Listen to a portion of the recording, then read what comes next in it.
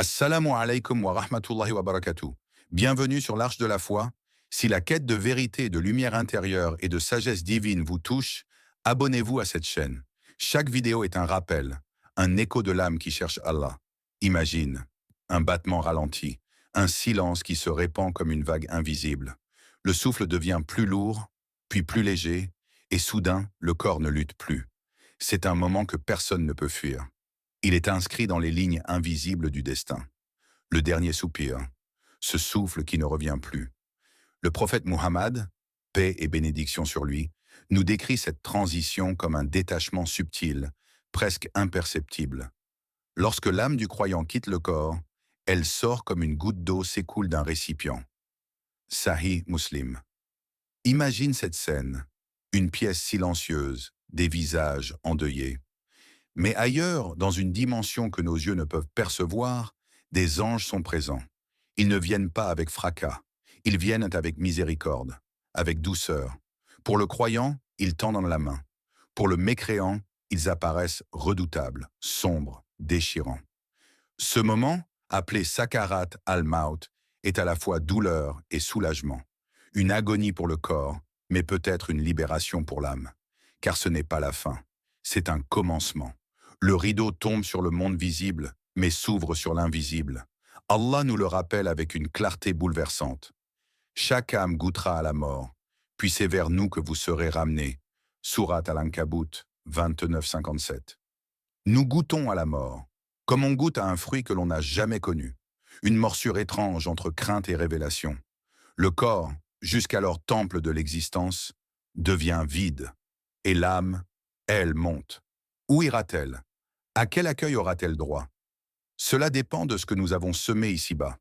On dit que certains visages s'illuminent au moment du départ, comme s'ils avaient vu ce que nous ne pouvons pas voir. D'autres se crispent, figés dans une terreur silencieuse. Car ils ont compris, trop tard. Ce moment n'appartient ni au médecin, ni au proche qui tient la main. Il appartient à Allah seul. Et toi, as-tu déjà fermé les yeux en silence pour imaginer ton dernier instant? As-tu ressenti cette fragilité entre un souffle et l'éternité? Question pour ton âme. Es-tu prêt pour ce premier pas vers l'éternité? Non pas avec peur, mais avec conscience, car celui qui s'y prépare avec foi ne meurt jamais dans l'obscurité.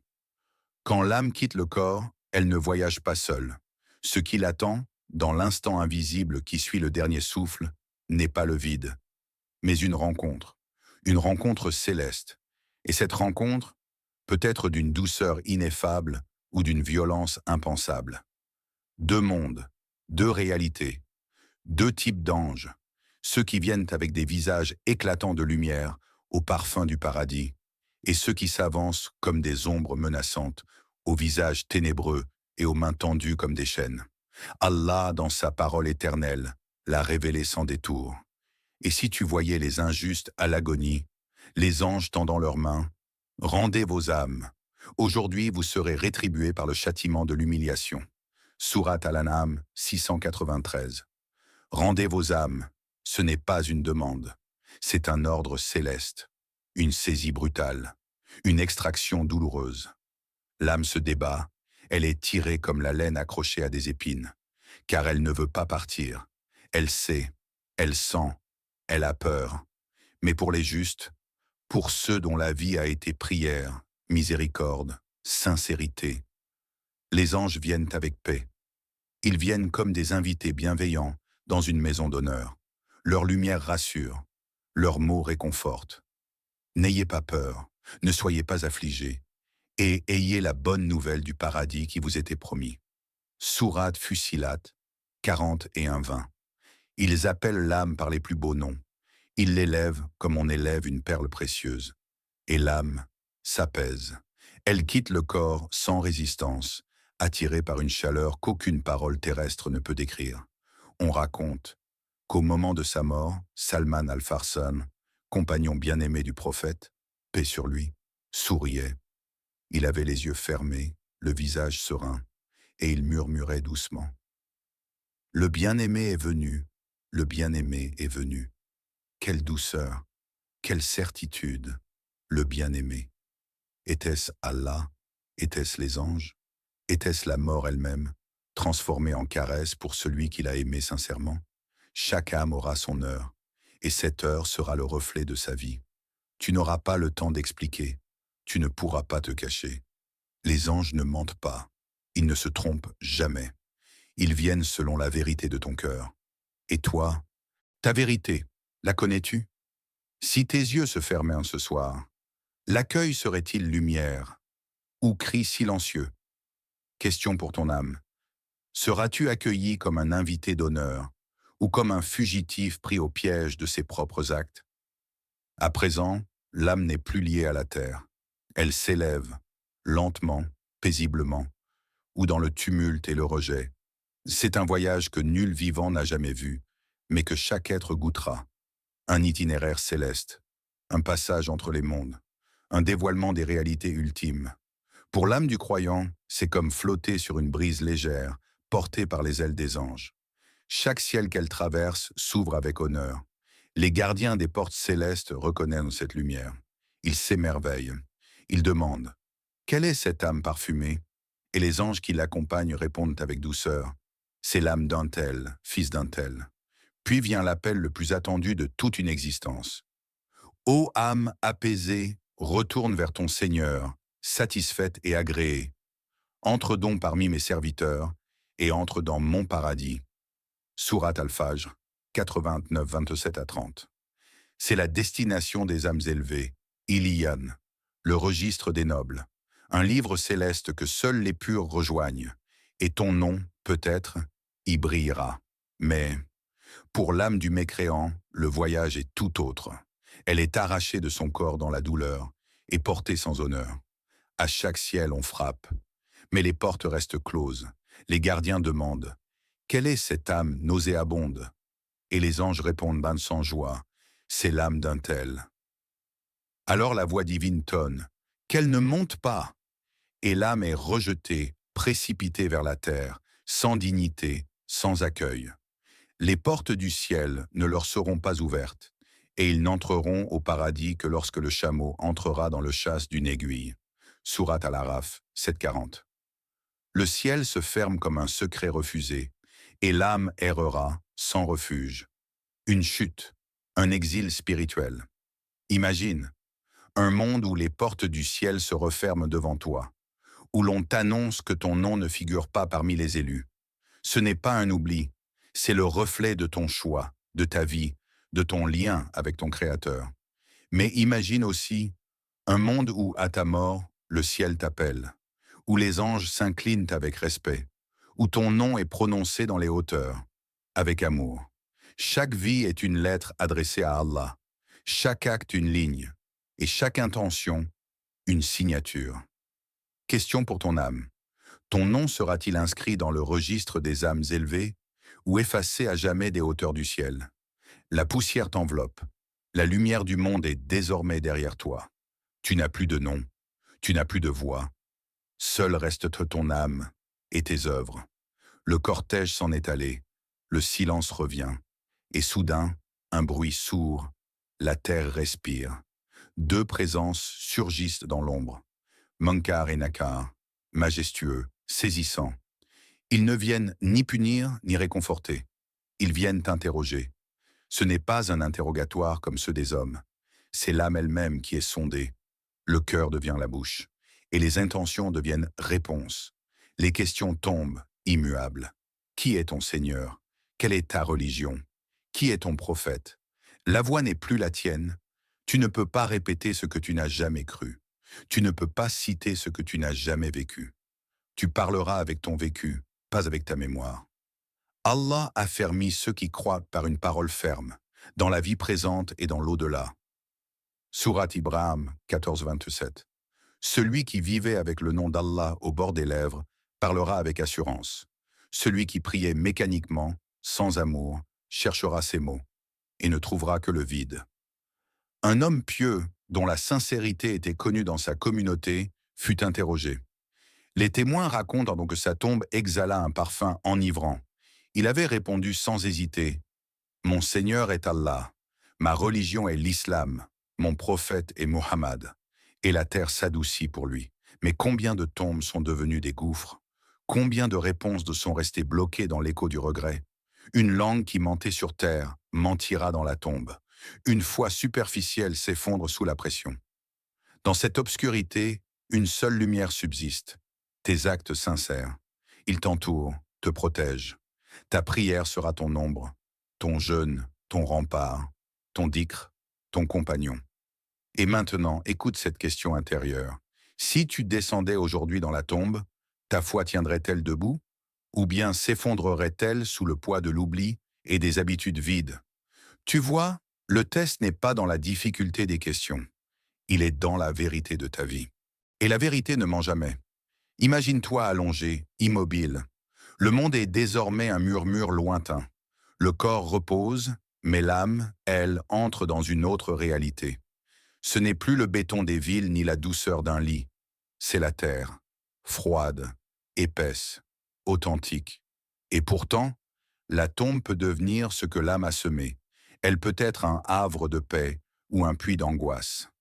Leur feu matin et soir, ils y sont exposés. Et le jour où l'heure arrivera, faites entrer les gens de Pharaon au plus dur du châtiment. Sourate Ghafir 40-46. Ce verset n'évoque pas l'enfer final, non. Il parle de l'attente, du préambule. Une vie dans la tombe exposée au feu, matin et soir, pour ceux qui ont tourné le dos à Dieu. Mais pour le croyant, le parfum du jardin descend. Sa tombe s'élargit à perte de vue. Une brise souffle doucement. Un être lumineux vient s'asseoir à ses côtés. Ce n'est pas un ange, ce n'est pas un esprit. C'est la forme de ses bonnes œuvres. Ses prières s'enroulent autour de lui comme une couverture. Son jeûne apaise l'atmosphère.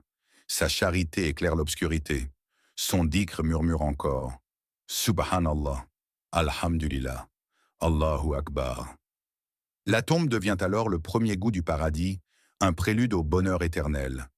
Mais celui qui n'a semé que l'insouciance récolte une fosse étroite. Les murs se rapprochent, l'air devient lourd, ses mauvaises actions prennent forme, ses mensonges le regardent, son orgueil le repousse, et son insouciance devient silence. Aucun écran, aucun masque, aucune excuse. Le prophète Muhammad, paix sur lui, a dit « La tombe est soit un jardin parmi les jardins du paradis, soit une fosse parmi les fosses de l'enfer. » Hadith, Tirmidhi. Il ne s'agit pas d'un espace physique, mais d'un état spirituel. La tombe est un miroir fidèle de ce que nous avons vraiment été. Ferme les yeux un instant. Ressens cette terre sous ton dos. Sens-tu la fraîcheur du jardin ou l'étouffement du gouffre? Entends-tu le chant des prières ou le silence des regrets? Tu ne peux emporter ni maison, ni voiture, ni statut. Tu n'as droit qu'à ce que tu as sincèrement fait pour ton Créateur. Et ce que tu as semé en secret brillera dans l'obscurité. Réflexion silencieuse. Que déposeras-tu dans ta tombe? Des regrets ou des prières? Silence. Puis un cri fendant l'univers. Un cri qui déchire les galaxies, transperce les tombes et réveille les os depuis des millénaires. Le sol se met à trembler. Les montagnes deviennent poussière. La mer bouillonne. Le ciel se fissure. Puis la terre s'ouvre. Des milliards de corps jaillissent, comme des graines oubliées sous la poussière, appelées à la lumière. Le jour où la terre se fendra et les fera surgir précipitamment. Ce rassemblement nous est facile. Sourate Kaf 50-44. Tu te lèves, Number muet, perdu. À côté de toi, un roi sans couronne, un prophète sans privilège, un pauvre, un savant, un criminel, une mère, un martyr, tous égaux. Aucun vêtement, aucun titre, rien que des âmes à nu. Même les prophètes en tremblent, même eux disent « Nafsi, nafsi, moi-même ».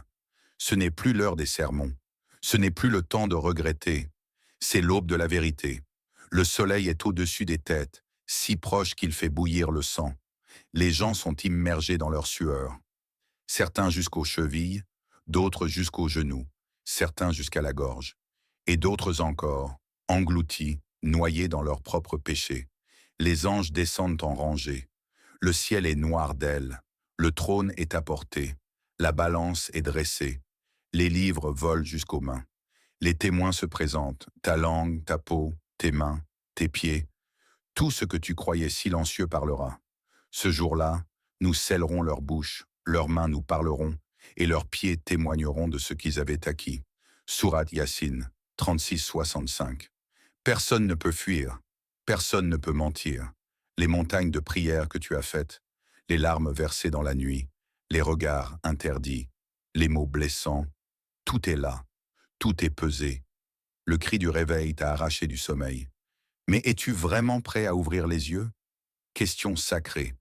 À ton réveil, seras-tu prêt à rencontrer Allah? C'est le jour de vérité. Le ciel s'est replié comme un parchemin. Le soleil est suspendu à 1 mètre au-dessus des têtes. Il brûle sans flamme, mais les cœurs suffoquent. Personne ne parle, personne ne fuit. Chacun attend son nom. Les anges s'alignent en silence. La terre devient un tribunal céleste. Il n'y a ni toit, ni refuge. Rien ne peut t'abriter sauf la miséricorde d'Allah. Puis les livres sont distribués. Certains tendent la main droite. Leur visage s'illumine. D'autres reçoivent par la gauche ou derrière le dos, et ils s'effondrent, déjà brisés. Et quiconque aura fait le poids d'un atome de bien le verra. Et quiconque aura fait le poids d'un atome de mal le verra. Sourate Az-Zalzala, 99, 7-8. Le livre parle. Il lit à ta place. Aucun oubli, aucune exagération. Les pages déroulent ta vie, ton regard détourné ou baissé, ton aumône donnée en secret, ta jalousie cachée, ton mensonge prononcé, ton dicre du matin, ta parole qui a blessé. Chaque atome, chaque soupir. Devant toi, la balance. Majestueuse, redoutable. À gauche, les péchés. À droite, les bonnes œuvres. Un mot peut faire pencher la balance. Une larme, une prière, un pardon. Même un souffle de sincérité pèse plus qu'un océan de faux-semblants. Ce jour-là, rien ne sera jugé à l'apparence. Tout sera pesé à la lumière de l'intention. Le prophète Muhammad, paix et bénédiction sur lui, récita un soir ces 2 versets, et il pleura. Longtemps, toute la nuit. Il pleurait non pour lui, mais pour sa Oumma, pour toi, pour que tu n'arrives pas ce jour-là avec une balance vide. Un compagnon l'entendit sangloter. Il demanda, « Ô messager d'Allah, qu'est-ce qui te fait pleurer ?» Et le prophète répondit, « Comment pourrais-je ne pas pleurer quand ces versets m'ont été révélés ?» Puis il relut, « Quiconque aura fait le poids d'un atome de bien le verra, et quiconque aura fait le poids d'un atome de mal le verra. » Ce jour est plus réel que la pierre, plus définitif que la mort. Il ne commence pas par des excuses. Il ne finit pas par des secondes chances. Tu es le témoin, tu es l'accusé, tu es la preuve. Et Allah est le juge, le très juste. Un silence pesant. Devant toi, l'enfer gronde. Ses flammes lèchent le ciel, ses cris déchirent les cœurs. Et au-dessus de ce gouffre rougeoyant, un pont, financial, tranchant, plus mince qu'un cheveu, plus acéré qu'un sabre. Le Sira, chaque âme devra le franchir. Pas un prophète, pas un roi, pas un martyr, pas un pécheur, qui n'aura à poser le pied sur ce fil suspendu entre le salut et la damnation. Il n'y a personne parmi vous qui ne passera par l'enfer. C'est là une décision irrévocable de ton Seigneur. Sourate Mariam, 19-71. Certains passeront à la vitesse de l'éclair. Leurs visages seront apaisés. D'autres boiteront, glisseront, seront blessés. Et certains tomberont. Directement dans le feu. Le Sirat ne pardonne ni l'arrogance ni la négligence. Comment traverser ce pont? Par ta lumière. Car ce jour-là, chaque croyant aura une lumière devant lui. Elle éclairera son chemin. Mais plus les péchés auront éteint la foi, plus cette lumière vacillera. Imagine, tu poses un pied, puis l'autre. Le vent souffle, les flammes en dessous t'appellent. Et tu n'as qu'une chose, ta lumière. Mais certains, dans l'obscurité de leur choix, imploreront en pleurs. « Attendez-nous, que nous empruntions un peu de votre lumière. » Il leur sera répondu, « Retournez en arrière et cherchez de la lumière. » Sourate Al-Hadid, 57-13. Trop tard. Les anges regardent. Le pont ne fléchit pas. Chacun avance selon ce qu'il a semé. Tes ablutions, ton dhikr, ta patience dans l'épreuve. Chaque acte est une planche sur ce pont. Chaque prière, un pas stable. Chaque péché, une fissure. On raconte qu'un pieux homme, à chaque fois qu'il marchait sur une planche étroite, récitait « Ô Allah, rends mon passage sur le sirat aussi sûr que ce pas ». Il vivait chaque instant comme une traversée. Question de vérité, le jour où tout dépendra d'un fil, ta lumière brillera-t-elle assez fort pour guider chacun de tes pas? Ou s'éteindra-t-elle au bord de l'éternité? Après le passage du sirat, le voile ultime se lève. Le cœur, fatigué par le voyage, s'ouvre à la plus grande révélation. La lumière inonde tout, éclaire chaque âme. Il n'y a plus de peur, plus d'ombre. Il n'y a que la rencontre suprême, le paradis ou l'enfer. Deux destinations. Mais le plus grand des cadeaux du paradis, ce n'est pas les jardins, ni les rivières, ni les délices sans fin. Le plus grand miracle, c'est la vision d'Allah. Ce jour-là, des visages seront resplendissants, regardant leur Seigneur. Surat Al-Qiyamah, 75-22 à 23. Imagine ce moment sacré où l'âme du croyant, dans une extase pure, contemple la face du Créateur, la source de toute lumière. Cette vision elle est la récompense suprême, le nectar qui dépasse tout ce que les cœurs peuvent désirer. Ce n'est pas simplement voir, c'est être vu par celui qui vous aime, au-delà de toute mesure. Pour ceux qui ont aimé sans condition, pleuré en silence, prié dans la nuit, enduré avec patience et foi, Allah leur ouvrira ce secret divin que ni l'œil humain ni l'imagination ne peuvent atteindre. Une lumière éternelle, une paix absolue, un bonheur qui ne finira jamais. Mais il y a aussi l'autre voie, la séparation éternelle, le vide, la douleur de la perte, un exil sans fin loin de cette lumière. Ce choix a été posé devant vous, jour après jour, à chaque souffle, dans chaque acte. Dernière question pour ton cœur. Vis-tu ta vie comme un invité d'Allah, conscient de sa présence, cherchant sa satisfaction? Ou bien la traverses-tu comme si Allah n'existait pas, comme si cette rencontre finale n'avait aucune importance? La réponse à cette question scelle votre éternité.